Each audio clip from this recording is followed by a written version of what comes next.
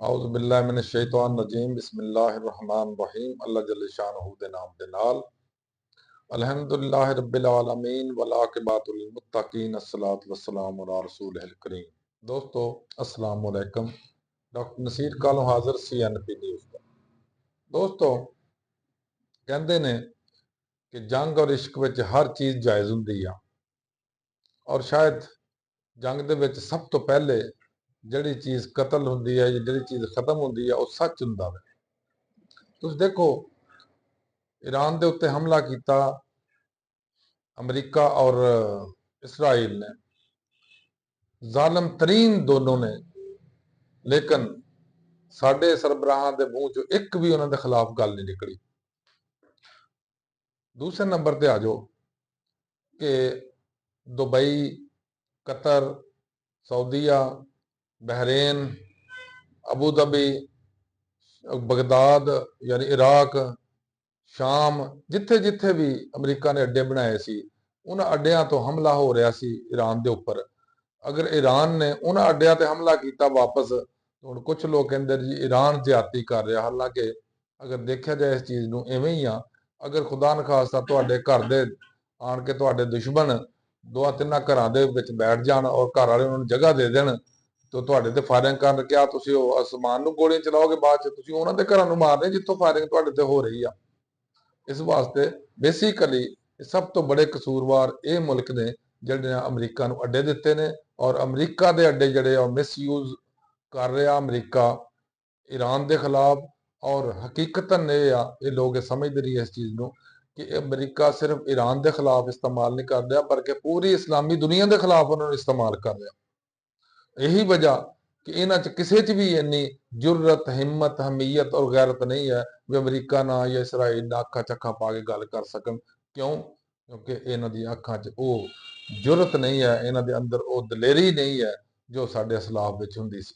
दोस्तों जंग दे विच दूसरा मसला जिहड़ा हुंदा आम तौर ते वो हुंदा प्रोपेगेंडा, कि गलत मलत गल्लां खबरां इधर उधर दई जाणियां। देखो और साडा मीडिया खसूसन और काफ़ी मीडिया यूरोप का भी अमूमन इस गंद च फस गया वे कि सच्ची गल उन्हां भी नहीं करनी।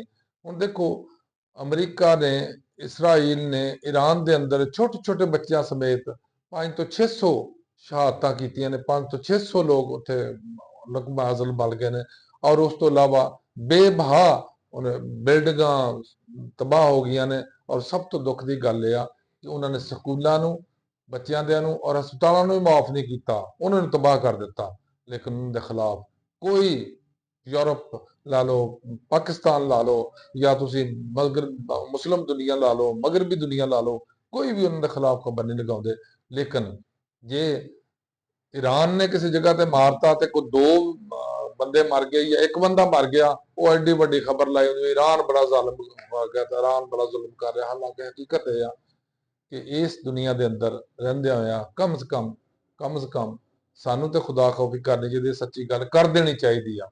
हुण मैं कल देख रहा था कि जनाब साडे जनाब शहजादा आजम बिलावल भुट्टो साहब नूं किसी रिपोर्टर ने सवाल किया कि आया तुसी ये देख रहे हो कि जो हालात किए ने ट्रंप साहब ने, आया वो इस काबिल है कि उन्होंने अमन अवार्ड दिता जाए? वो 8 तो 10 दफा उस बंदे ने सवाल किया, लेकिन उन्हें दंद तो दंद नहीं चुकया। इन्नी जरूरत नहीं पैदा हो सकी, इन्नी हिम्मत नहीं है, इन्नी दलेरी नहीं है, या इन्नी तुसी की कह सकते हो कि उसका जवाब नहीं दे सकिया। इस तरह का सवाल मैडम मरियम नवाज ने किया, उन्हें भी इस तरह गोल मोल जहा जवाब चाचा कर रहा तो ठीक कर रहा। अल्लाह जाने भी चाचा ठीक कर रहा कि ताया ठीक कर रहा कि भतीजा ठीक कर रहा कि भतीजी ठीक कर रही है, ये तो अल्लाह ही जानता भी कौन ठीक कर रहा।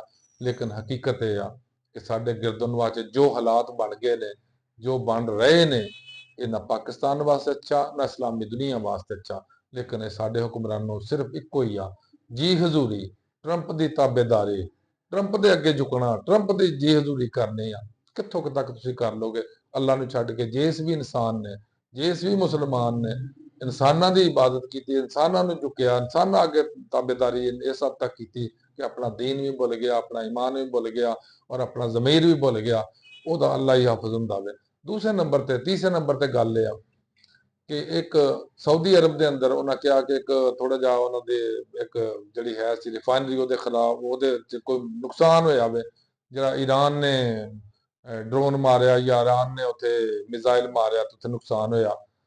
ਦੂਸਰੇ ਨੰਬਰ ਤੇ ਬਰਤਾਨੀਆ ਨੇ ਆ ਕਿ ਕਬਰਸ ਦੇ ਅੰਦਰ ਸਾਡਾ ਜਿਹੜਾ ਬੇਸ ਸਟੇਸ਼ਨ ਸੀ ਜਾਂ 에ਅਰ ਬੇਸ ਸੀ ਉਹਦੇ ਉੱਤੇ ਈਰਾਨ ਨੇ ਹਮਲਾ ਕੀਤਾ ਵੇ।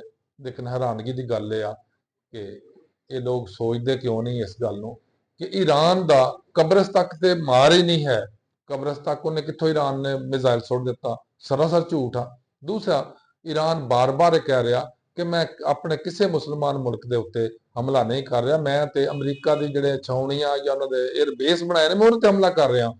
ਅਗਰ ਤੇਲ ਦੀ ਤਰਸੀਬਾਤ ਦੇ ਉੱਤੇ ਸਾਊਦੀਆ 'ਚ ਹਮਲਾ ਹੋਇਆ ਤੇ ਈਰਾਨ ਨੇ ਕਲੀਅਰ ਕਿਹਾ ਕਿ ਮੈਂ ਨਹੀਂ ਇਹ ਕੀਤਾ। ਇਹ ਫਿਰ ਦੇਖਣ ਵਾਲੀ ਚੀਜ਼ ਆ। ਦੇਖਣਾ ਚਾਹੀਦਾ ਸਾਡੇ ਮੁਸਲਮਾਨ ਭਾਈਆਂ ਨੂੰ ਔਰ ਦੂਸਰੇ ਲੋਕਾਂ ਨੂੰ ਵੀ ਕਿ ਕੱਲ ਬਰਤਾਨੀਆ ਕੱਲ ਤੱਕ ਕਹਿ ਰਿਹਾ ਸੀ ਕਿ ਮੈਂ ਇਸ ਜੰਗ ਦਾ ਹਿੱਸਾ ਨਹੀਂ ਬਣਨਾ। ਅੱਜ ਉਹ ਹਿੱਸਾ ਕਿਉਂ ਬਣਨਾ ਚਾਹ ਰਿਹਾ? ਉਹਨੇ ਸਿਰਫ ਇੱਕ ਬਹਾਨਾ ਲਾਇਆ ਕਿ ਸਾਡੇ ਕਬਰਸ ਤੇ ਮੇਰੇ 에ਅਰ ਬੇਸ ਤੇ ਈਰਾਨ ਨੇ ਮਿਜ਼ਾਈਲ ਮਾਰਿਆ। ਲੇਕਿਨ ਇਹਦੇ 'ਚ ਬੜੀ ਅਹਿਮ ਗੱਲ ਜਿਹੜੀ ਇਹ ਆ ਕਿ ਜਦੋਂ ਪਿੱਛੇ ਇਹਨਾਂ ਨੇ ਹਮਲਾ ਕੀਤਾ ਸੀ ਉਦੋਂ ਵੀ ਈਰਾਨ ਦਾ ਨਾਮ ਲੈ ਕੇ ਮਿਜ਼ਾਈਲ ਇਸਰਾਈਲ ਨੇ ਸ਼ਾਇਦ ਚਲਾਏ ਸੀ ਜਿਹੜੇ ਸਾਊਦੀ ਅਰਬ ਤੇ ਗਿਰੇ ਸਨ ਔਰ ਨਾ ਈਰਾਨ ਦਾ ਲਗਾ ਰਹੇ ਸੀ। ਹੁਣ ਵੀ ਗਾਲਬ ਇਮਕਾਨ ਇਹ ਹੀ ਆ ਕਿ ਇਸਰਾਈਲ ਨੇ ਹੀ ਉਹ ਮਿਜ਼ਾਈਲ ਚਲਾਏ ਹੋਣਗੇ ਜਿਹੜੇ ਸਾਊਦੀ ਅਰਬ 'ਚ ਗਏ ਨੇ ਔਰ ਸਾਊਦੀ ਅਰਬ ਔਰ ਈਰਾਨ ਦੀ ਲੜਾਈ ਕਰਾਉਣ ਵਾਸਤੇ ਅੱਗੇ ਵੀ ਨਹੀਂਗਾ। ਹੁਣ ਬਿਲਕੁਲ ਹੀ ਉਹਨੂੰ ਖਤਮ ਕਰਨ ਵਾਸਤੇ ਜਾਂ ਆਮਣੇ ਸਾਹਮਣੇ ਆਉਣ ਵਾਸਤੇ ਜਾਂ ਇੱਕ ਫਰੀਕ ਬਣਨ ਵਾਸਤੇ ਜਾਂ ਇੱਕ ਉਹਦੇ ਖਿਲਾਫ ਮਹਾਜ਼ ਬਣਾਉਣ ਵਾਸਤੇ ਉਹਦੇ ਕੋਲ ਮਿਜ਼ਾਈਲ ਚਲਾ ਕੇ ਸਾਊਦੀ ਅਰਬ ਨੂੰ ਇੱਕ ਨਵਾਂ ਇਸ਼ੂ ਖੜਾ ਕੀਤਾ। ਇਸੇ ਤਰ੍ਹਾਂ ਹੀ ਜਿਹੜਾ ਬਰਤਾਨੀਆ ਕਹਿੰਦਾ ਸੀ ਕਿ ਮੈਂ ਇਸ ਜੰਗ ਦਾ ਹਿੱਸਾ ਨਹੀਂ ਬਣਨਾ, ਉੱਥੇ ਵੀ ਗਾਲਬਨ ਇਸਰਾਈਲ ਨੇ ਹੀ ਮਿਜ਼ਾਈਲ ਚਲਾ ਕੇ ਕਬਰਸ ਤੇ ਹਮਲਾ ਕੀਤਾ ਔਰ ਹੁਣ ਯੂਕੇ ਇੰਗਲੈਂਡ ਉਹਦਾ ਵਜ਼ੀਰ ਆਜ਼ਮ ਕਹਿੰਦਾ ਕਿ ਅਸੀਂ ਆਪਣਾ ਅੱਡਾ ਦੇਵਾਂਗੇ ਅਮਰੀਕਾ ਨੂੰ ਤਾਂ ਕਿ ਇੱਥੋਂ ਬਰਤਾਨੀਆ ਉਹਨੂੰ ਈਰਾਨ ਨੂੰ ਕੰਟਰੋਲ ਕਰ ਸਕੇ। ਖੁਦਾ ਦਾ ਖੌਫ ਇਹਨਾਂ ਲੋਕਾਂ 'ਚ ਉੱਡ ਗਿਆ ਕਿ ਤੁਸੀਂ ਇਹ ਤੇ ਤਹਿਕੀਕ ਕਰੋ ਕਿ ਤੁਹਾਡੇ ਤੇ ਹਮਲਾ ਕਿੰਨੇ ਕੀਤਾ ਵੇ। ਪਹਿਲੇ ਇਹ ਤੇ ਦੇਖੋ, ਐਵੇਂ ਦੌੜ ਕਾਂ ਦੇ ਮਗਰ ਦੌੜ ਪਓ, ਪਹਿਲੇ ਆਪਣਾ ਕੰਨ ਵੇਖੋ ਕਿੱਥੇ ਆਇਆ, ਕਿੰਨੇ ਸੁੱਟਿਆ। ਕਰਨ ਸ਼ਰਾਰਤਾਂ ਸਾਰੇ ਇਸਰਾਈਲ ਅਮਰੀਕਾ ਰਹੇ ਨੇ ਔਰ ਗਾਟੇ ਮੁਸਲਮ ਦੁਨੀਆ ਦੇ ਪੈ ਜਾਂਦੇ ਨੇ। ਗਾਟੇ ਉਹ ਅਫਗਾਨਿਸਤਾਨ ਦੇ, ਈਰਾਨ ਦੇ, ਪਾਕਿਸਤਾਨ ਦੇ, ਫਲਾਣੇ ਦੇ, ਟਮਕਾਣੇ ਦੇ। ਲੇਕਿਨ ਜਿਹੜੇ ਪੁੱਛਾਂ ਸੁੱਟੀਆਂ ਕਹਿ ਕੇ ਸਜਦੇ 'ਚ ਪਏ ਨੇ ਅਮਰੀਕਾ ਅੱਗੇ, ਉਹਨਾਂ ਨੂੰ ਕੋਈ ਨਹੀਂ ਪੁੱਛਦਾ। बहरहाल अल्लाह ताला के दुआ, अल्लाह ताला पाकिस्तान और अल इस्लाम पे अपना खास करम फजल मेहरबानी। अस्सलाम वालेकुम।